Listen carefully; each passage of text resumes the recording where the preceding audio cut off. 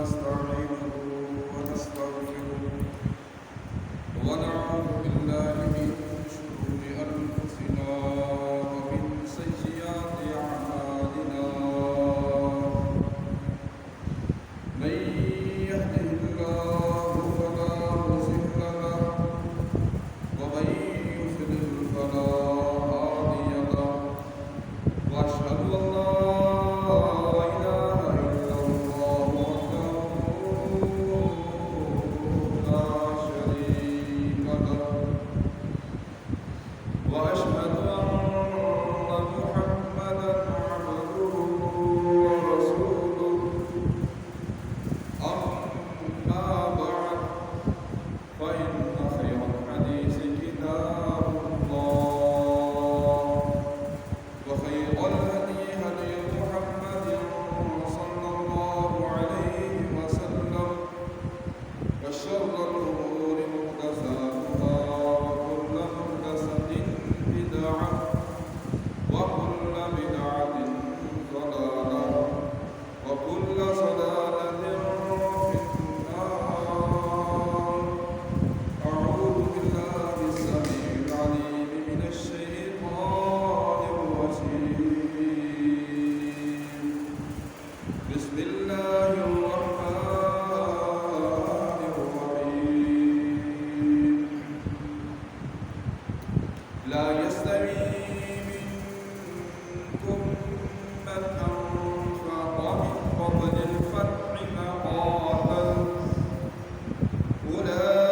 أولئك أعظم درجة من الذين أنفقوا من بعد وقاتلوا وكلا وعد الله الحسنى وكلا وعد الله الحسنى والله بما تعملون خبير.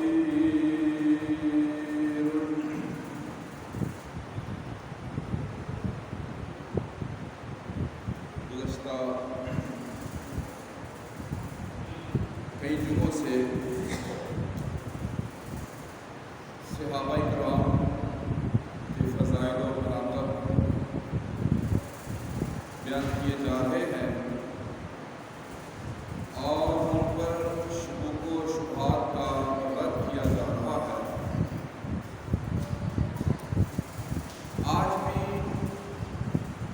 آج کا خطبہ بھی اسی تسلسل کا حصہ ہے. موضوع ہے کرامات صحابہ رضی اللہ تعالیٰ عنہم اجمعین. جو آیت آپ حضرات نے سنی ہے اس میں اللہ تعالیٰ فرماتے ہیں لا یستوی منکم، نہیں برابر تم میں سے من انفق من قبل الفتح وقاتل. صحابہ کو اللہ تعالیٰ بذریعہ محمد رسول اللہ صلی اللہ علیہ وسلم بات کر رہے ہیں کہ نہیں وہ برابر. کون؟ صحابہ کرام. رسول اللہ صلی اللہ علیہ وسلم پر اللہ تعالیٰ نے یہ وحی نازل کی کہ یہ جو لوگ آپ کے ساتھ ہیں، جو صحابہ ہیں، سب جو فتح مکہ سے پہلے لوگ مسلمان ہوئے، انہوں نے اللہ کے راستے میں مال خرچ کیا، لڑائی بھی کی، اور فتح مکہ کے بعد جو لوگ مسلمان ہوئے خرچ انہوں نے بھی کیا ہے اور لڑائی انہوں نے بھی کی ہے، جہاد میں گئے ہیں، جنگوں میں گئے ہیں. اللہ تعالیٰ کہتے ہیں یہ درجوں میں برابر نہیں ہے، درجوں میں، شان میں، عظمت میں برابر نہیں ہے. یقیناً ایسے ہی ہے. جب نبی کریم صلی اللہ علیہ وسلم نے اپنی دعوت کا آغاز کیا تو اس وقت جو حالات تھے، اس وقت جو تنگی اور پریشانی تھی، جن لوگوں نے ساتھ دیا، جن لوگوں نے نبی کریم صلی اللہ علیہ وسلم کے ساتھ رہ کر جنگ کی اور آپ صلی اللہ علیہ وسلم کے لیے اپنا مال پیش کیا، یہ درجے میں ان لوگوں سے بڑے ہیں جو فتح مکہ کے بعد مسلمان ہوئے انہوں نے اپنا مال بھی خرچ کیا، لڑائی بھی کی، تو اللہ تعالیٰ فرماتے ہیں اولئک اعظم، یہ لوگ بڑے ہیں، کون؟ پہلے لوگ، اعظم درجۃ من الذین انفقوا من بعد وقاتلوا، فتح مکہ کے بعد آنے والے لوگ، مسلمان ہونے والے لوگ، صحابہ اور لڑائی کرنے والے پہلے لوگ ان سے افضل ہیں۔ وَكُلًّا وَعَدَ اللَّهُ الْحُسْنَىٰ، اگلا شبہ اللہ نے زائل کر دیا کہ کوئی خبیث اس دور کا کھڑا ہو کر یہ نہ کہہ دے کہ روز فتح مکہ سے پہلے جو لوگ مسلمان ہوئے تھے صحابہ وہ سچے لوگ تھے، بعد میں آنے والے سچے نہیں ہیں یا ان کا کوئی اعتبار نہیں ہے۔ اللہ تعالیٰ نے فرمایا وَكُلًّا وَعَدَ اللَّهُ الْحُسْنَىٰ، اور ہر ایک کے ساتھ اللہ تعالیٰ نے اچھا وعدہ کیا ہے۔ فتح مکہ سے جو پہلے لوگ تھے یعنی صحابہ کرام، اور جو بعد میں آئے تھے درجہ ان کا برابر نہیں ہے، لیکن سب کے ساتھ کل کا معنی کیا ہے؟ کل عربی میں بھی اور پنجابی میں بھی اور اردو میں بھی آپ جانتے ہیں یہ لفظ عام استعمال ہوتا ہے، وَكُلًّا وَعَدَ اللَّهُ الْحُسْنَىٰ، اور تمام کے ساتھ اللہ تعالیٰ نے وعدہ کیا اچھا۔ اب اچھے وعدے سے مراد کیا ہے؟ سب محدثین کا، مفسرین کا اس بات پہ اتفاق ہے کہ الحسنہ جنت کا نام ہے۔ الحسنہ اللہ تعالیٰ کا وعدہ جنت کی شکل میں ہے، یعنی گویا کہ اللہ فرما رہے ہیں کہ ہر ایک کے ساتھ میں نے جنت کا وعدہ کیا ہے۔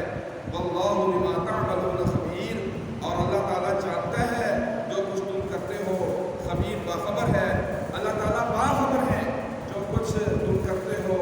صحابہ کرام کی عصمت، شان، رفعت اور عصمت اس آیت میں وہ سورج کی طرح روشن ہے، ہر بندہ اس کو دیکھ سکتا ہے، سمجھ سکتا ہے۔ جس نے پیارے نبی صلی اللہ علیہ وسلم کے ہاتھ میں اسلام قبول کیا اور نبی علیہ السلام کے ساتھ رہا، اس کی شان اور عظمت کے کیا کہنے، اس کی عظمت کو اللہ تعالیٰ نے قرآن میں بیان فرمایا، اور اس کے لیے جنت کا وعدہ اللہ تعالیٰ نے قرآن پاک میں فرمایا ہے۔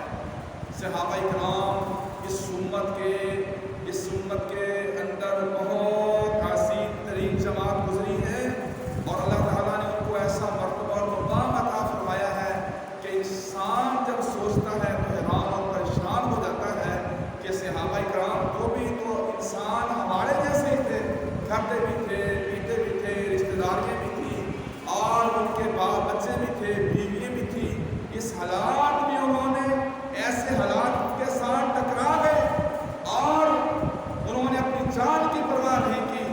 وجہ اس کی یہ تھی، صحابہ سورج کی جس طرح سورج کا چڑھنا یقین ہوتا ہے کہ سورج نکل رہا ہے، صحابہ کو اس سے بڑھ کے یقین تھا کہ ہم ان کے ساتھ ٹکرا رہے ہیں، کامیابی ہماری ہے، کامیابی ایمان والوں کی ہے، کافر کی کامیابی نہیں ہو سکتی۔ صحابہ کرام کسی وجہ سے بڑے سے بڑی طاقت کے ساتھ ٹکرا گئے، نہ انہوں نے اپنی جان کی پرواہ کی، نہ اپنے بچوں کا خیال آیا، نہ اپنی بیویوں کا خیال آیا۔ جان ان کے پاس سب سے زیادہ انسان کے پاس جان ہوتی ہے۔ صحابہ نے اللہ کی محبت میں، رسول اللہ صلی اللہ علیہ وسلم کی محبت میں اپنی جان تک کو قربان کر دی۔ آتا میں اپنے موضوع کی طرف، موضوع ہے کرامات صحابہ۔ کرامت کا ہونا برحق ہے، کرامت پر یقین ہے کہ کرامت جو ہے یہ برحق ہے، اولیاء اللہ سے اس کا صدور ہو جاتا ہے۔ معجزہ نبی کے لیے ہوتا ہے، کرامت غیر نبی کے لیے ہوتی ہے۔ اس کا مطلب یہ نہیں ہے کہ نبی کا معجزہ دیکھیں تو اس کو مشکل کشا سمجھنا شروع کر دیں، کسی کی کرامت دیکھیں تو اس کو مشکل کشا سمجھنا کر دیں۔ کرامت کا ہونا کسی کے مشکل کشا ہونے کی دلیل نہیں ہے۔ معجزہ نبی سے نکل صادر ہو جائے تو اس کا مطلب یہ نہیں ہے کہ نبی جو ہے وہ مشکل کشا ہو گئے۔ معجزہ ایک ایسی چیز ہے جس سے عقل دنگ رہ جاتی ہے، انسانی عقل اس کے بارے میں آگے اس کو کچھ سمجھ نہیں آتی۔ معجزہ جو ہے انسان کو عاجز کرنے والا ہے، یعنی انسانی عقل جواب دے جاتی ہے، انسانی طاقت جواب دے جاتی ہے۔ اسی طرح کرامت ہے، یہ غیر نبی کے حق میں ہو جاتی ہے، جس کے مسلمان کے ہاتھ سے کرامت کا ظہور ہو، خلاف عادت ایسا واقعہ پیش آ جائے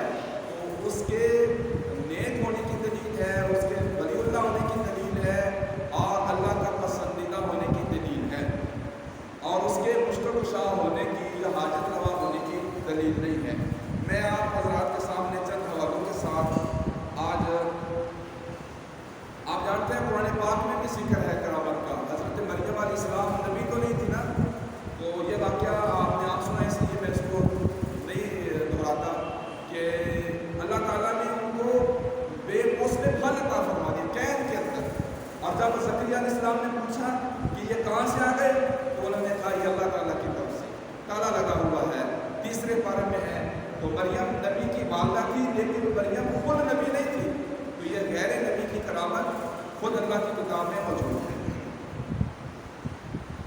اللہ اکبر۔ تو آتے ہیں صحابہ کرام کی جانب۔ صحابی ہیں سعید بن زید بن عمر بن نفیل۔ یہ حضرت عمر رضی اللہ تعالیٰ عنہ کے رشتے میں بالکل قریب کا رشتہ ہے، یعنی سعید کے جو والد ہیں یہ حضرت عمر رضی اللہ تعالیٰ عنہ کے چچا زاد بھائی ہیں۔ ایک لڑی سے حضرت عمر چلتے ہیں اور ایک لڑی سے زید بن عمر بن نفیل، نفیل کے دونوں اکٹھے ہو جاتے ہیں۔ تو یہی زید، چلے میں آگے چل کے بتاتا ہوں۔ سعید جو ہے یہ حضرت عمر رضی اللہ تعالیٰ عنہ کے جو بہنوئی ہیں، حضرت عمر رضی اللہ تعالیٰ عنہ کی جو بہن فاطمہ تھی ان کی عقد میں تھی، اور انہی کے متعلق وہ واقعہ مشہور ہے حضرت عمر رضی اللہ تعالیٰ عنہ کا اسلام لانے کا، کہ حضرت عمر نے اپنی بہن کو مارا۔ تو بہنوئی جو اسی یہ جو ہے حضرت عمر رضی اللہ تعالیٰ عنہ کی جو بہن فاطمہ ہے جس نے مار کھائی تھی وہ انہیں کی بیوی ہے۔ تو یہ جو واقعہ مشہور ہے، مشہور میں اس لیے کہہ رہا ہوں کہ واقعہ ثابت نہیں ہے حضرت عمر رضی اللہ تعالیٰ عنہ کا، جو عام واعظین نے یہ واقعہ مشہور کر رکھا ہے کہ حضرت عمر رضی اللہ تعالیٰ عنہ نے اپنی بہن کو مارا اور پھر انہوں نے قرآن پاک ان کو دیا گیا، پڑھا گیا۔ یہ واقعہ غیر ثابت ہے، صحیح نہیں ہے۔ تو یہ واقعہ انہی کے متعلق مشہور ہے، اور سعید کے گھر میں وہی فاطمہ ہے جس کے متعلق یہ واقعہ مشہور ہے، سعید بن زید بن عمر بن نفیل۔ اس سعید کے متعلق مروان بن حکم کی عدالت میں مقدمہ دائر کر دیا ایک عورت نے۔ عورت کا نام عروہ بنت اوس ہے، عروہ بنت اوس۔ حوالہ کہاں ہے؟ صحیح البخاری میں اس حدیث کا نمبر ہے 3198، اور مسلم کے اندر ہے 139، 136، 1610، 3 جگہ پہ یہ روایت ہے۔ مروان بن حکم کی عدالت میں مقدمہ درج کر دیا گیا سعید کے متعلق کہ سعید اور میری زمین، میرا احاطہ اکٹھا ہے، تو سعید نے میرے تھوڑے سے عہدے پہ قبضہ کر لیا ہے، میری زمین پہ قبضہ کیا ہے۔ مروان بن حکم نے مدینے کے گورنر نے سعید بن زید کو بلوایا کہ آپ نے اس عورت کا جو پلاٹ پہ قبضہ کیا ہے کچھ حصے پر، تو اس کو آپ واپس کریں، اس نے مقدمہ کیا ہے۔ سعید بن زید بن عمر کہنے لگے بھری عدالت میں صحابی رسول ہیں اور نبی علیہ الصلوۃ والسلام کے پسندیدہ ہیں، سعید بن زید بن عمر رضی اللہ تعالیٰ عنہ کہنے لگے کہ مروان بن حکم سے کیا میں نبی صلی اللہ علیہ وسلم سے حدیث سننے کے بعد بھی حدیث کی مخالفت کر سکتا ہوں؟ اللہ اکبر۔ نبی صلی اللہ علیہ وسلم سے حدیث سن کر کیا میں حدیث کی مخالفت کر سکتا ہوں؟ مروان بن حکم کہتا کیا تم نے حدیث سنی ہے نبی صلی اللہ علیہ وسلم سے؟ سعید کہتے ہیں میں نے نبی صلی اللہ علیہ وسلم سے یہ حدیث سنی ہے، فرمایا جس نے دنیا کے اندر ایک بلش جگہ، ایک گٹ، ایک بلش جگہ کسی کی قبضہ کیا ہے نجائز، کسی کی زمین پر، کسی کے پلاٹ پر ایک بلش جگہ پہ کسی نے قبضہ کیا ہے، تو نبی کریم صلی اللہ علیہ وسلم نے فرمایا کہ قیامت والے دن ساتوں زمینوں کا ٹوٹ بنا کے اللہ اس کی گردن میں لٹکا دیں گے، لے ظالم جو زمین کا بھوکا تھا، تو نے ظلم کر کے فلاں کی زمین دبائی ہے، تو زمین کا بھوکا ہے، یہ ساری زمین ہم تم کو دیتے ہیں۔ تو سعید بن عمر، یہ سعید بن زید بن عمر بن نفیل کہتے ہیں کیا میں حدیث سننے کے بعد حدیث کی مخالفت کر سکتا ہوں؟ مروان بن حکم کہتے ہیں اب تو کوئی میرے پاس عذر ہی نہیں رہا، میرے پاس کوئی عذر ہی نہیں رہا کہ میں کوئی اور مزید بات اس بارے میں کہوں۔ تو حضرت سعید بن زید بن عمر उस औरत की तरफ मुतवज्जो हुए और हाथ उठाए, अल्लाह की जानब तवज्जो की। सईद रज़ी अल्लाह अन्हु कहते हैं, मेरे परवरदिगार, इस औरत ने नाजायज़ मुझ पर इल्ज़ाम लगाया है। ऐ मेरे अल्लाह, अगर ये औरत झूठी है, इसको अंधा कर दे और इसको इसके घर में ही दफन कर दे। इसकी कब्र इसके घर में ही बननी चाहिए, इसको अंधा कर दे। सईद बिन ज़ैद रज़ी अल्लाह तआला ने ये बददुआ दी। जब किसी पे नाजायज़ इल्ज़ाम लगाया जाता है, मोमिन बंदे पे, मुसलमान बंदे पे, बगैर बंदे को इस बात का कोई हया नहीं होता। जो ईमानदार बंदा होता है, जिस पे ऐसा इल्ज़ाम डाला जाए उसमें नहीं है, वो फौरन काल अपनी रब की जानब में लाता है, अल्लाह से दुआ करता है, और जिस पे इल्ज़ाम लगाया जाता है वो उस वक़्त उस मामले में मज़लूम होता है। मज़लूम के बारे में मोहम्मद रसूलुल्लाह सल्लल्लाहु अलैहि वसल्लम ने फरमाया कि मज़लूम की बद्दुआ से डरो।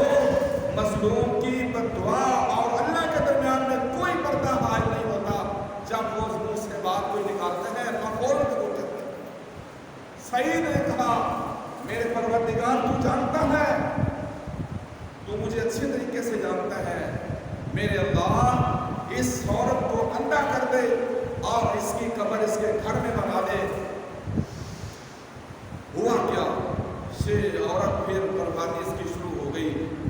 ये सहाबी की करामत है, सहाबी की बद्दुआ इस औरत के खिलाफ कबूल हो गई। हज़रत सईद बिन ज़ैद दुआ की है। कुछ ही अरसे बाद ये औरत अंधी हो जाती है, और सही मुस्लिम के अंदर ये बात मौजूद है कि ये औरत दीवारों के साथ हाथ लगा लगा के चलती थी, क्योंकि अंधी हो चुकी थी, और इसी तरह अपना आना जाना आगे पीछे जाती थी दीवारों के साथ हाथ लगाकर। एक गड़ा इसके घर में था। कुछ मुद्दत के बाद, कुछ टाइम के बाद, कुछ वक्फे के बाद, वो एक दिन इसी तरह दीवार के साथ इस तरह जा रही थी।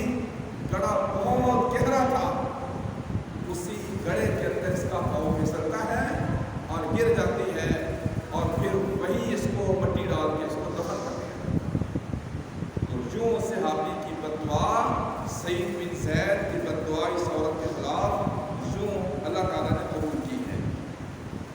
इसी तरह आप देखें, हज़रत जाबिर बिन अब्दुल्ला, जंगे ओहद जब शुरू होने वाली है, जंगे ओहद के लिए मैदान लग चुका है, हज़रत अब्दुल्ला अपने बेटे अब्दुल्ला को बुलवाते हैं और बुलवा कर कहते हैं, बेटा, मुझे यकीन है, चंद बातें मैंने आज मुझसे करनी हैं, मुझे यकीन है कि जब सुबह जंग शुरू होगी, मुसलमानों में सबसे पहले जो शहीद होगा वो मैं हूँगा। सबसे पहले जो शहीद होगा वो मैं हूँ। मुझे अपने अल्लाह पे यकीन है कि अल्लाह मुझको नंबर 1 का शहीद करेगा। और तेरे याद रख, मोहम्मद रसूलुल्लाह सल्लल्लाहु अलैहि वसल्लम के बाद दुनिया में सबसे ज़्यादा जो मुझको पसंद लोग हैं, जिनके साथ मेरी मोहब्बत है, पहले नंबर पर मोहम्मद रसूलुल्लाह हैं। अल्लाह के नबी के बाद अगर कोई है तो बेटा फिर तेरा नंबर है। तू मुझको सबसे ज़्यादा अजीज़ है, मैं जिनको छोड़ के जा रहा हूँ। तेरे लिए कुछ वसीयतें हैं। एक वसीयत तो ये है कि तूने मेरे दिल में कुछ कर्जा है, वो कर्जा तूने उतार देना है। कहीं ऐसा ना हो कि मेरा कर्जा ना दिया जाए, मेरी तरफ से फलां फलां फलां को जिसको कर्जा देना है वो मेरा कर्जा उतार देना। और दूसरी वसीयत की, अपनी बहनों का ख्याल करना। और ये बेटियाँ अल्लाह ताला ने ऐसा इंसान की कमजोरी बनाई है कि बड़े बड़े यहाँ पे आके उनकी बस हो जाती है। बेटी, बाप की मोहब्बत बेटी के साथ अजीब हद तक जाती है। हज़रत अब्दुल्ला ये शहीद होने के लिए और तैयारी करके बैठे हुए हैं कि सुबह मैंने जंग लड़नी है, मैंने अपने अल्लाह से शहादत मांगी है, अल्लाह मुझको पहले नंबर पे शहादत देगा, यकीन है कि मैं शहीद हो जाऊंगा। अपने बेटे से कहते हैं, बेटा, मेरे चले जाने के बाद अपनी बहनों को परेशान नहीं करना, अपने बहनों को दुखिया नहीं बनाना, یعنی میری بیٹیوں کے ساتھ اس نے سلوک کرنا ہے، یہ وصیت کی ہے۔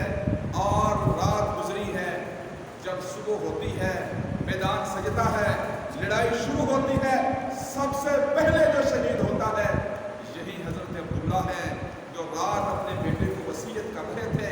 اسی کو صاحب مشکات نے حضرت عبداللہ کی کرامت والے بیان میں حضرت عبداللہ کے اس واقعے کو نقل کیا اور نوٹ کیا، فرمایا یہ ان کی کرامت ہے کہ اللہ تعالیٰ نے ان کی زبان سے ایسی باتیں نکلوائی تھی جو انسان کے اپنے اختیار میں نہیں ہوتی، اللہ کے اختیار میں ہوتی ہیں۔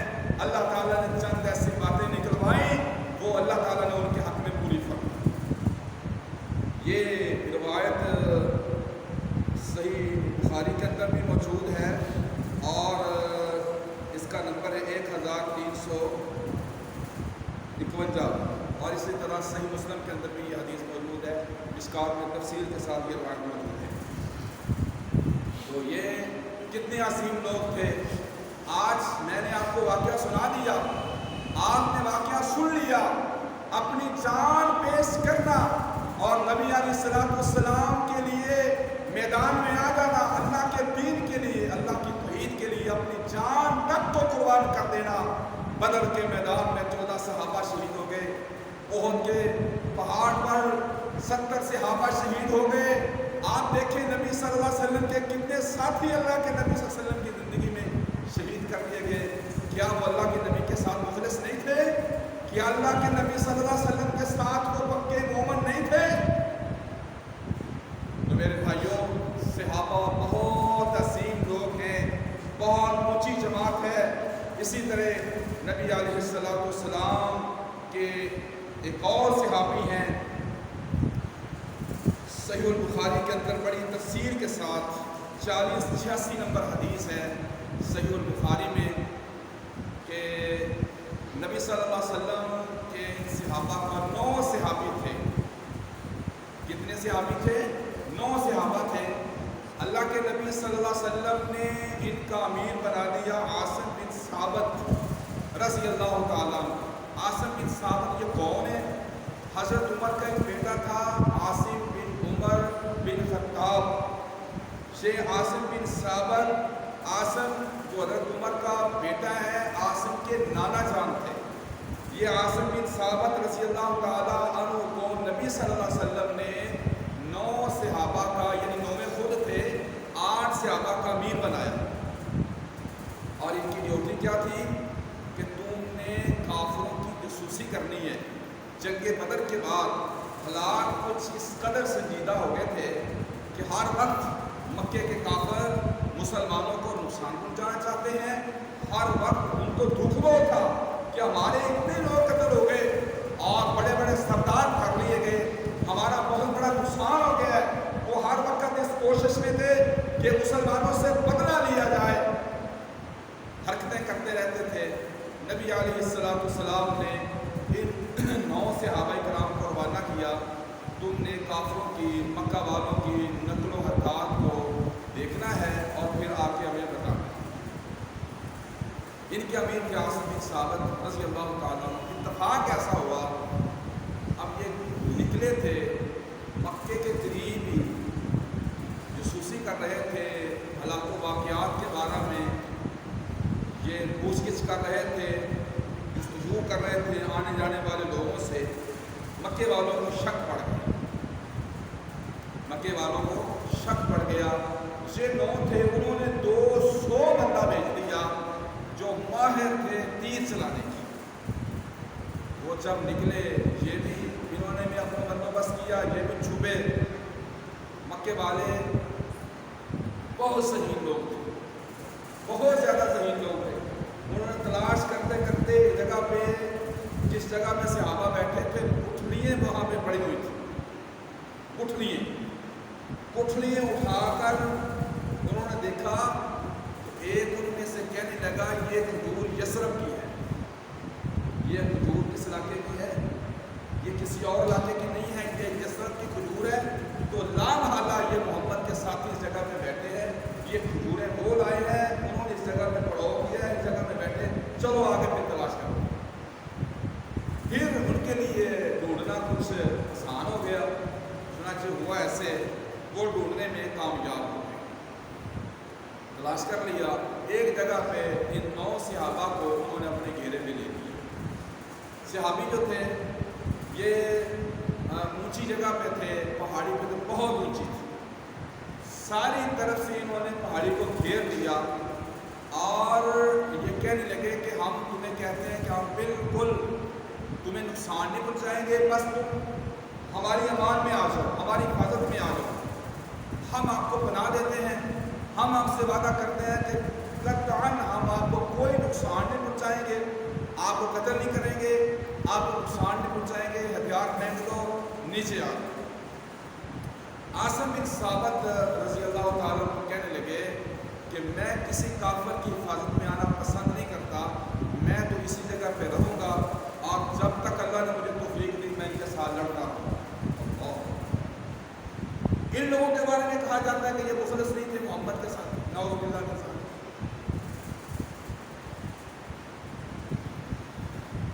عاصم بن ثابت کہنے لگے میں تو جب تک میرے جسم میں جان ہے ان کے ساتھ لڑوں گا اور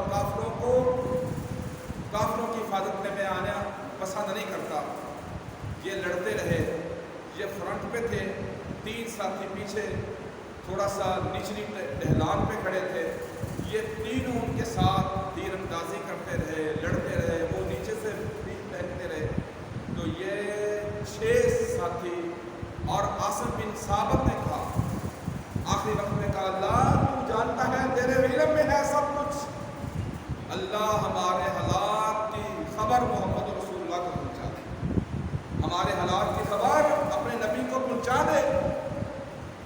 یہ 6 ساتھی اسی جگہ پہ شہید ہو جاتے ہیں۔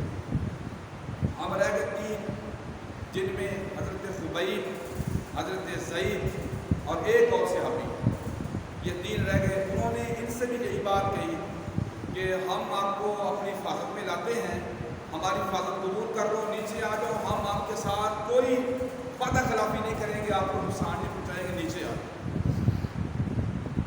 انہوں نے نیچے آنے کو ترجیح دی، یہ نیچے آ گئے، ان کی باتوں میں آ گئے، اور جب نیچے آئے تو انہوں نے ان کے ہاتھ اور پاؤں آتے ہی رسیوں سے باندھ لیے، ان کے پاس جو اس وقت رائج الوقت جو اسلحہ تھا، جو چیز تھی لڑائی کے لیے، سب ان سے لے لی، ہاتھ اور پاؤں باندھ لیے، ان کو مکہ لے جانا چاہتے ہیں۔ زید خبیب کے علاوہ جو تیسرے ان کے ساتھی تھے وہ تو کہنے لگے کہ یہ تمہاری پہلی غداری ہے، تم نے ہم سے وعدہ کیا تھا کہ ہم آپ کے ساتھ زیادتی نہیں کریں گے، یہ ہمارے پاؤں بندے، ہاتھ پہ پاؤں بندے، تم گھسیٹ رہے ہو میں تو آپ کے ساتھ نہیں جاتا۔ اور لیٹ کے کتنے لوگ کھینچنے والے تھے وہ کامیاب نہ ہو سکے، بالآخر اس صحابی کو اس جگہ پہ انہوں نے قتل کر دیا، شہید کر دیا۔ اب رہ گئے 2، یہ 2 ان کے ساتھ چلے، اب انہوں نے جا کے مکے میں ان کو غلام بنا کر بیچ دیا۔ جو صحابی تھے نا حضرت خبیب رضی اللہ تعالیٰ عنہ، اس کو حارث بن عامر بن نوفل کے لڑکوں نے خرید لیا کہ یہ غلام ہمیں چاہیے، یہ ہمیں دے دو۔ انہوں نے کیوں خریدا تھا؟ اسی خبیب نے یہ جو لڑکے خرید رہے تھے ان کے باپ کو جنگ بدر میں قتل کیا تھا، ان کو اپنا وہ دشمنی تھی ان کے ساتھ اور غصہ تھا کہ ہمارے باپ کو اس نے قتل کیا اور ہمارے آنکھوں کے سامنے آج غلام بن کے کھڑا ہوا ہے، ہم کو نہیں چھوڑیں گے۔ تو حارث بن عامر بن نوفل کے بچوں نے اس کو خرید لیا اور گھر میں لے گئے۔ وقت گزرتا رہا، ایک جگہ میں ان کو قید کر دیا، بالآخر ان کے قتل پر اتفاق ہو گیا کہ خبیب کو قتل کر دینا ہے۔ حضرت خبیب رضی اللہ تعالیٰ جب دیکھ لیا کہ اب ان کا اتفاق ہو گیا، مجھے چھوڑیں گے نہیں، تو کہنے لگے کہ مجھے زیر ناف بال صاف کرنے ہیں، مجھے کچھ چیز دو۔ انہوں نے نسخہ دے دیا بال صاف کرنے کے لیے۔ جو لوگ قید میں ہوتے ہیں خاص کر دین کے حوالہ سے، ان کے ساتھ اس معاملے میں اتنی زیادتی کی جاتی ہے کہ یہ صاف کرنے تک کے لیے وہ بیچارے ترستے ہیں۔ اللہ یہی حضرت خبیب رضی اللہ عنہ کے ساتھ ہوا، اور انہوں نے کہا کہ میں اپنے زیر ناف بال صاف کرنا چاہتا ہوں، میں اللہ کے پاس جا رہا ہوں، لہٰذا میں یہ معاملہ صاف کر کے انہوں نے چیز دے دی. اتفاق ایسا ہوا ان کی لڑکی تھی, ان کی بہن تھی زینب, شادی شدہ تھی, اس کی چھوٹی بیٹی تھی, لڑکی تھی. وہ کھیلتی کھیلتی حضرت خبیب کے پاس چلی. اب وہ قید ہیں, بندے ہوئے ہیں, اس طرح ان کے ہاتھ میں ہے. اس نے دور سے دیکھ لیا, وہ اتنی گھبرائی کہ یہ تو ہمارا دشمن ہے, یہ تو مار دے گا, بچے کو قتل کر دے گا, اس کو تو پتہ میں نے تو مر جانا ہے. اچانک اس کا چہرہ پھٹ ہوا نا. خبیب رضی اللہ تعالیٰ عنہ سے آپ یہ رسول اللہ, وہ ظالم انسان پڑے کہنے لگے کیا ہوا بہن, تجھے ڈر ہے کہ میں تیری بچی کو قتل کر دوں گا؟ ایسا نہیں ہو سکتا, میں ایسا انسان نہیں ہوں, تیری بچی صحیح سالم رہے گی. وہ ان کی گھر کی لڑکی زینب کہتی ہے اللہ کی قسم خبیب سے بہتر میں نے آج تک کوئی انسان نہیں دیکھا. اللہ کی قسم خبیب بنا ہوا تھا, جھگڑا ہوا تھا, اس کے ہاتھ میں نے انگورا کو گچھا دیکھا, جبکہ انگور پورے علاقے میں نہیں تھے. علاقے میں کیسے ہوتے؟ وہ کہتے ہیں انگوروں کو موسم ہی نہیں تھا. اللہ اکبر. اللہ تعالیٰ نے قید کے اندر صحابی کو کھلایا, حضرت خبیب رضی اللہ تعالیٰ کو دیا. یہ حضرت خبیب رضی اللہ تعالیٰ کی کرامت ہے, یہ جو کہ صحیح بخاری کے اندر یہ موجود ہے. حدیث نمبر ہے 4086. بڑی تفصیل کے ساتھ میں نے اس کو مختصر کیا ہے تاکہ اور کو بات آپ سے کر لوں. اسی طرح سعد بن ابی وقاص مشہور صحابی ہے. سعد بن ابی وقاص رضی اللہ تعالیٰ مشہور صحابی ہے. یہ کوفہ والوں پہ گورنر بنائے. حضرت عمر کا دور ہے. صحیح البخاری آپ اٹھا کے دیکھ لیں, حدیث نمبر 755. حضرت عمر رضی اللہ تعالیٰ عنہ کی جانب سے حضرت عمر کا دور ہے. 22 لاکھ مربع میل کا حکمران سیدنا حضرت عمر رضی اللہ تعالیٰ حکمران ہیں. بہت زیادہ رقبہ, بہت زیادہ علاقہ حضرت عمر رضی اللہ تعالیٰ کے دور خلافت میں اسلام میں داخل ہوا. مسلمانوں کو فتح ملی, بڑے بڑے علاقے اللہ تعالیٰ نے فتح کر دیے. حضرت عمر رضی اللہ تعالیٰ نے سعد بن ابی وقاص رضی اللہ تعالیٰ کو کوفے کا گورنر بنایا ہے. کوفے ایسے ظالم لوگ ہیں, کوفے کے رہنے والے ایسے بدبخت ہیں, شروع دن سے لے کر آج تک ان سے وفا کسی نے نہیں دیکھی, نہ قیامت تک دیکھی جائے گی. ہر دور میں انہوں نے خباثت کی ہے. حضرت عمر رضی اللہ تعالیٰ سے پہلے بھی ایک صحابی تھے, اس کے بارے میں الزام لگایا کہ یہ فجر کی نماز آتا ہے, پڑھانے کے لیے آتا ہے, تو یہ نعوذ باللہ شراب پی کے آتا ہے. اللہ اکبر. حضرت سعد بن ابی وقاص کے بارے میں خط لکھا گیا کہ عمر اپنا گورنر تبدیل کر دو, تمہارا جو گورنر سعد ہے اس کو تو نماز صحیح نہیں پڑھانی آتی, اس کو تو نماز صحیح نہیں پڑھانی آتی, اس کو واپس بلاؤ, ورنہ ہو سکتا ہے یہاں پہ کوئی فتنہ کھڑا ہو جائے. حضرت عمر رضی اللہ تعالیٰ بہت دور اندیش انسان تھے, اللہ پاک نے بہت صلاحیت عطا فرمائی تھی. حضرت عمر رضی اللہ تعالیٰ فتنوں کو جانتے تھے, ان کو کس طرح روکا جاتا ہے. حضرت عمر رضی اللہ تعالیٰ فوراً حضرت عمار رضی اللہ تعالیٰ کو ان کا گورنر بنایا. سعد کو اپنے پاس بلایا, سعد سے پوچھا بھائی تیرے متعلق یہ خط آیا ہے, تیرا کیا خیال ہے؟ وہ کہتے ہیں کہ یہ نماز صحیح نہیں پڑھاتا. سعد کہتے ہیں امیر المومنین میرے متعلق آپ کہتے ہیں؟ فرمایا وہ کہتے ہیں. فرمایا امیر المومنین میں تو وہی نماز کوفے والوں کو پڑھاتا ہوں جو میں نے محمد رسول اللہ سے سیکھی ہے, جو میں نے اللہ کے نبی سے سیکھی ہے. حضرت عمر کی آنکھوں میں آنسو آ گئے. فرمایا ساتھ مجھے بھی یقین ہے, مجھے بھی امید ہے کہ تو ان کو وہی نماز پڑھاتا ہوگا جو محمد رسول اللہ صلی اللہ علیہ وسلم پڑھاتے تھے. ظالموں نے اللہ کے نبی کی نماز پہ اعتراض کیا. آج بھی اللہ کے نبی کی نماز پہ اعتراض کوفی فقہ والے کرتے ہیں, کوفہ والے کرتے ہیں, بغداد والے کرتے ہیں. یہ آج کا ان کا طریقہ نہیں ہے, حضرت عمر سے چلا رہا ہے. صحابہ پہ تنقید کرنا, صحابہ پہ لاٹ ڈاؤن کرنا, صحابہ پہ الزامات کی بچھاڑ کرنا, یہ انہی لوگوں کے وتیرہ ہے, انہی لوگوں کا حصہ ہے. اللہ کے نبی کی نماز پہ اعتراض کرنا. آج آپ دیکھیں یہ کہتے ہیں رفع الیدین کا مذاق یہ اڑاتے ہیں, سب بندی کا اجلال, سب بندی کا اہتمام دیکھا جاتا ہے, اس کا مذاق یہ کرتے ہیں, فاتحہ کا مذاق یہ کرتے ہیں, ہاتھ باندھنے کا مذاق یہ کرتے ہیں. اور ظالم دیکھو تو صحیح, جو رفع الیدین ہم کرتے ہیں ہمارے باپ کی سنت ہے, ہمارے دادا کا طریقہ ہے, ہمارے ہمارے باپ کا طریقہ نہیں ہے، ہمارے دادا کا طریقہ نہیں ہے، یہ اللہ کی کتاب میرے ہاتھ میں ہے، اللہ کی قسم یہ محمد رسول اللہ کی سنت ہے۔ اللہ کے نبی نماز کے شروع میں رکوع جاتے وقت بھی، رکوع سے اٹھتے وقت بھی رفع الیدین کرتے تھے۔ نبی کریم صلی اللہ علیہ وسلم کی ساری زندگی نماز اسی طرح تھی، ایک رکعت بھی ایسی رسول اللہ صلی اللہ علیہ وسلم سے کسی صحابی نے روایت نہیں کی۔ کوئی صحابی کہے کہ میں نے اللہ کے نبی کو دیکھا ہے، آپ تکبیر کہہ کے رکوع میں گئے ہیں لیکن آپ نے رفع الیدین نہیں کیا، ایسی کوئی روایت ذخیرہ حدیث میں نہیں ہے۔ یعنی معنی کیا ہے، نبی صلی اللہ علیہ وسلم نے اس کے بغیر نماز ادا نہیں کی، لیکن آج اس نماز کا مذاق اڑایا جاتا ہے۔ کیوں؟ ان کے آباء و اجداد ایسا کام کرتے تھے۔ حضرت عمر رضی اللہ تعالیٰ عنہ نے کمیٹی بنائی کہ جاؤ ساتھ کو ساتھ لے جاؤ، وہاں جا کے دیکھو، اس فتنے کا راستہ تو روکنا ہے۔ اگر آج نہ پوچھا گیا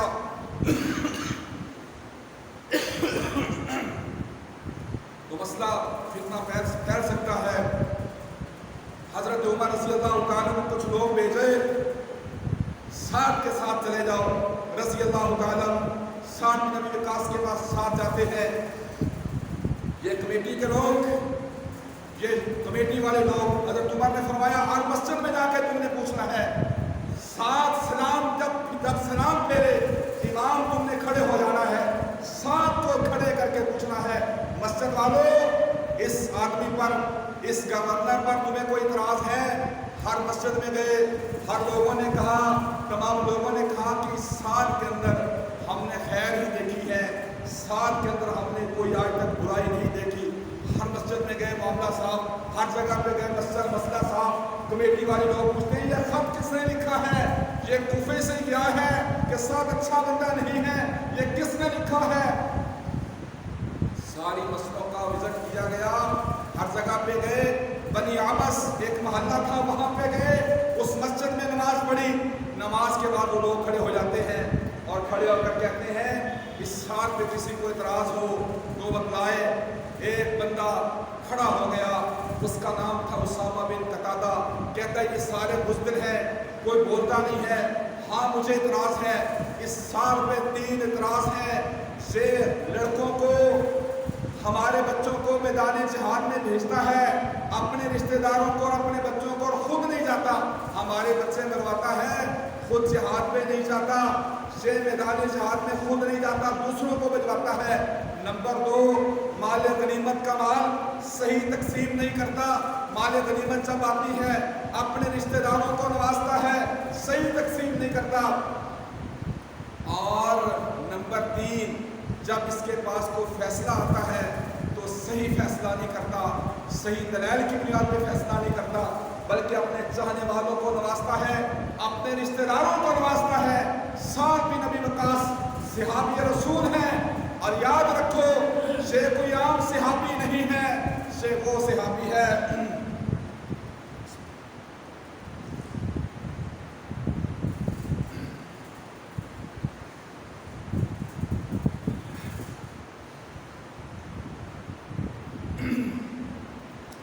میں نے کھڑے ہو کر جان بوجھ کے پانی پیا ہے۔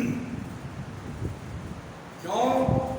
لوگ آج اس کو مکروہ سمجھتے ہیں، اس کو نجائز سمجھتے ہیں۔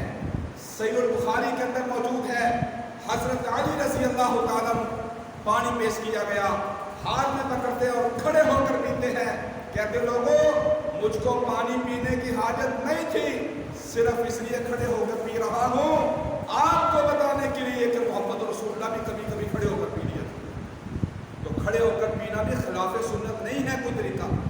لوگ لا علمی کی بنیاد پہ سمجھتے ہیں کہ بیٹھ کے پینا ضروری ہے، جس نبی کا طریقہ بیٹھ کے پانی پینا ہے اسی نبی کا کھڑے ہو کر پانی پینا بھی طریقہ ہے، اس کے اندر کوئی قباحت نہیں۔ تو میں بات کر رہا تھا، ساتھ بھی نبی وقاص کوئی عام صحابی نہیں ہے۔ جنگ احد کے موقع پر نبی علیہ السلام کو کافروں نے، ظالموں نے گھیرے میں لے لیا، سعد رضی اللہ تعالیٰ تیر پھینک رہے تھے، اللہ کے نبی کو یوں چھپایا ہوا تھا، اپنے نیچے کیا ہوا تھا، خود اوپر گر کے اپنے آپ ڈھال بن کے کھڑے ہوئے تھے، سعد کو تیر لگ رہے ہیں، اللہ کے نبی کو چھپایا ہوا ہے، جیسے مرغی اپنے بچوں کو چھپاتی ہے۔ سعد سلام ہو تجھ کو، کروڑوں سلام تجھ کو ہو، سعد تو اتنا عظیم انسان ہے۔ اللہ کے نبی نے تیرے بارے میں کیا کہا؟ اللہ کے نبی کہتے ہیں سعد میرے ماں باپ تجھ پہ قربان ہو جائے اور 3 برسا۔ آج میں بھی کہتا ہوں، قیامت تک آنے والے لوگ کہیں گے، ہمارے آباء و اجداد بھی کہتے تھے، ہر آدمی کہتا ہے میرے ماں باپ محمد رسول اللہ پہ، اللہ کے نبی پہ قربان ہو جائے، لیکن کائنات میں ایک انسان ہے جس کو سعد کہتے ہیں۔ اللہ کے نبی محمد خود کہتے ہیں سعد ان ظالموں کو تیر اور برساؤ، ان پہ تیر پھینکو، محمد کے ماں باپ سعد مجھ میں قربان ہو جائے۔ اتنا عظیم انسان ہے جس پر کوفے والوں نے الزام دھرا، اسامہ بن قتادہ کوفی بدبخت الزام لگایا، حضرت سعد بن ابی وقاص کھڑے ہیں، 3 الزام لگائے گئے، یہ میدان جہاد میں نہیں جاتا، دوسرا الزام لگایا گیا یہ مال غنیمت کی صحیح تقسیم نہیں کرتا، تیسرا الزام لگایا گیا یہ فیصلے میں عدل و انصاف نہیں کرتا۔ یہ بات کہاں ہے؟ یہ صحیح البخاری کے اندر حدیث 755 اٹھائے، باحوالہ ہے۔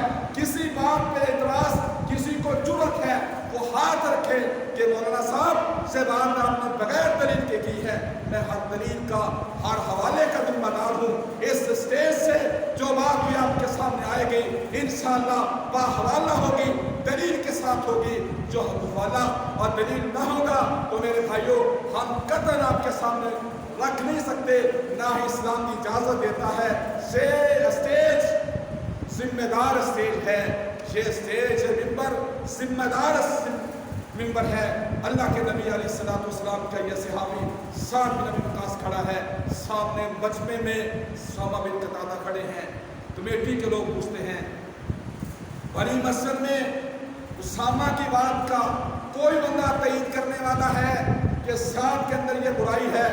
پوری بھری مسجد سے اسامہ کا ساتھ دینے والا کوئی ایک بندہ بھی نہیں ہے۔ اللہ اکبر!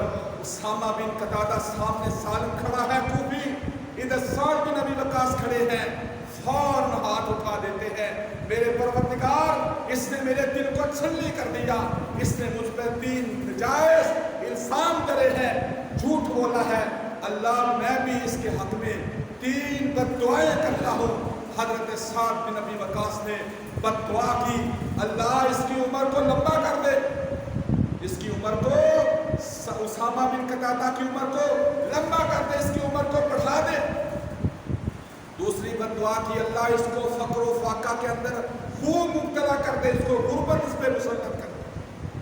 تیسری بد دعا کی، اللہ اس کو فتنوں کے اندر مبتلا کر دے، اللہ فتنوں کے اندر مبتلا کر دے۔ ہوا کیا؟ اتنی عمر بڑھ گئی تھی، اتنی عمر بڑھ گئی تھی، صحیح بخاری اٹھاؤ دیکھو، اتنی عمر بڑھ گئی تھی، یہ جو بروٹے ہیں بوئے ہیں بڑھ کے یہاں تک آ گئی تھی، تو ساروں پہ آگے جب دیکھتا تھا تو یوں آگے پھر دیکھتا تھا، روڑوں پہ پڑا ہوا کہتا تھا لوگوں سعد کی بد دعا نے میرا بیڑا غرق کر دیا، مجھے کچھ چیز دے دو، ہاتھ پھیلاتا تھا، لوگوں سے سوال کرتا تھا، کہتا تھا سعد کی بد دعا مجھ کو لگ گئی۔ فتنوں میں کیسے مبتلا ہوا؟ عمر کی اس حصے میں اور غربت کی اس حد تک پہنچا ہوا بندہ کیا کرتا ہے؟ فتنے ایسے اس پہ سوار ہو گئے، قریب سے کوئی عورت گزرتی تو اس کو بھی چھیڑتا تھا، اس کو بھی چھیڑنے سے بات نہیں آتا تھا بدبخت۔ تو میرے بھائیوں یہ کوفہ والوں کی تاریخ ہے، صحابہ کے ساتھ زبان درازی کرنے والے یہ لوگ تھے، اس وقت بھی تھے، آج بھی ہیں، اللہ کے نبی کی نماز پہ اعتراض کرنے والے تھے، آج بھی ہیں اور رہیں گے، کیونکہ ان کی تاریخ ہی ایسی ہے۔ صحیح البخاری کے اندر موجود ہے، صحیح مسلم کے اندر موجود ہے، نبی علیہ الصلوۃ والسلام حضرت عائشہ کے حجرے پہ کھڑے ہیں، دروازے پہ کھڑے ہیں، آپ علیہ الصلوۃ والسلام کا عراق کی جانب، نجد عراق کی جانب نبی علیہ الصلوۃ والسلام کا چہرہ ہے۔ صحابی عبداللہ بن عمر کہتے ہیں اللہ کے نبی صلی اللہ علیہ وسلم نے انگلی اٹھا کے فرمایا اس طرف سے فتنے آئیں گے، اس طرف سے فتنے آئیں گے، اس طرف سے فتنے آئیں گے، فرمایا شیطان کا سینگ اس جانب سے طلوع ہوگا۔ میں اللہ اکبر! میرے بھائیوں صحابہ بہت بڑی اونچی شان کے مالک ہیں، بہت بڑی عظمت کے مالک ہیں، اللہ پاک نے ایسی عظمت عطا فرمائی۔ حضرت سعد، خصوصاً سعد ایسے انسان جس کو اللہ کے نبی صلی اللہ علیہ وسلم کہہ دیں کہ میرے ماں باپ آپ کو، بعض لوگ ایسے ہوتے ہیں ان کی انفرادی خصوصیت انفرادی خصوصیت ہوتی ہے، انفرادی ان کو اللہ تعالیٰ خصوصیت ایسی دے دیتے جیسے کہ عبد الرحمن بن عوف کو اللہ تعالیٰ نے خصوصیت ایسی عطا فرمائی، پوری دنیا میں پوری کائنات میں ایک ایسا انسان ہے عبد الرحمن بن عوف جس کے پیچھے نبی نے نماز پڑھی ہے۔ باقی عام کو تاریخ اسلام نے اسلام سے پہلے بھی کوئی نبی ایسا نہیں ہے کسی نبی نے کسی غیر نبی کے پیچھے نماز پڑھی ہو۔ اکیلا کائنات میں ایک آدمی ہے جس کا نام عبد الرحمن بن عوف ہے۔ صحیح مسلم حدیث نمبر 633، نبی علیہ الصلوۃ والسلام ایک سفر میں تھے، نبی علیہ السلام پیچھے رہ جاتے ہیں، ساتھ آپ کے مغیرہ بن شعبہ تھے، باقی صحابی آگے چلے جاتے ہیں۔ مغیرہ بن شعبہ کہتے ہیں نبی صلی اللہ علیہ وسلم کو میں وضو کروانے لگا تو نبی صلی اللہ علیہ وسلم وضو کر رہے ہیں، آپ کی آستین میں آپ کے بازو بالکل ٹٹ تھے، کہتے ہیں اوپر نہیں جا رہے تھے۔ نبی صلی اللہ علیہ وسلم نے اس کو کھینچ کے بازو نکالے اور اپنی قمیض کو اوپر اٹھایا، قمیض کو نیچے سے بازو نکال کے آپ صلی اللہ علیہ وسلم نے دھویا۔ اس معاملے میں ہمیں دیر ہو گئی، وضو کرتے ہم کافی پیچھے رہ گئے، فجر کی نماز کا ٹائم تھا۔ ہم جب پہنچے قافلے والوں کے ساتھ تو نماز شروع ہو چکی تھی، عبد الرحمن بن عوف نماز پڑھا رہے تھے، ایک رکعت مکمل ہو چکی تھی، میں نبی صلی اللہ علیہ وسلم کے ساتھ تھا۔ جب وہ گئے تو نبی صلی اللہ علیہ وسلم کی آہٹ کی آواز سن کے عبد الرحمن بن عوف پیچھے ہٹنا چاہتے تھے، جس طرح ابو بکر صدیق رضی اللہ تعالیٰ پیچھے ہٹنے لگے، لیکن نبی صلی اللہ علیہ وسلم نے ان کو روک دیا کہ اپنی جگہ پہ ٹھہرے رہو۔ آگے گئے، نبی صلی اللہ علیہ وسلم جا کے امام بن گئے، ابو بکر صدیق آپ کے مقتدی رہے، باقی سارے مقتدی جو ہے پیچھے کھڑے رہے۔ اب اس موقع پر بھی نبی علیہ السلام وہ پیچھے ہٹنا چاہتے ہیں، نبی علیہ السلام نے روک دیا عبد الرحمن بن عوف کو کہ اپنی جگہ پہ ٹھہرے رہو۔ عبد الرحمن بن عوف نے حکم کو مقدم سمجھا، ادب پہ ترجیح دی کہ اللہ کے نبی کا حکم ہے ٹھہرے رہو، اسی جگہ پہ ٹھہرے رہے۔ نبی علیہ السلام آپ کے نماز میں شامل ہو جاتے ہیں، مغیرہ بن شعبہ آپ کے ساتھ ہے۔ جب سلام پھیری جاتی ہے، مغیرہ کہتے ہیں رضی اللہ تعالیٰ اور کہتے ہیں میں نبی صلی اللہ علیہ وسلم کے ساتھ دونوں نے کھڑے ہو کر ہم نے اپنی رہی ہوئی رکعت جو کھڑے ہو کے پوری کرتے ہیں۔ یہ خوبی سے انفرادیت خصوصیت صرف عبد الرحمن بن عوف کے حصے میں آئی ہے، کسی اور کے حصے میں نہیں آئی۔ بعض اوقات انفرادی خصوصیت اللہ تعالیٰ کسی ایک صحابی کو دے دیتے ہیں، جیسے کہ سعد بن ابی وقاص کو اللہ کے نبی نے فرمایا کہ سعد میرے ماں باپ کو پہ قربان۔ اللہ تعالیٰ مجھے اور آپ کو عمل کرنے کی توفیق عطا فرمائے۔ سبحان ربک رب العزت عما یصفون وسلام علی المرسلین۔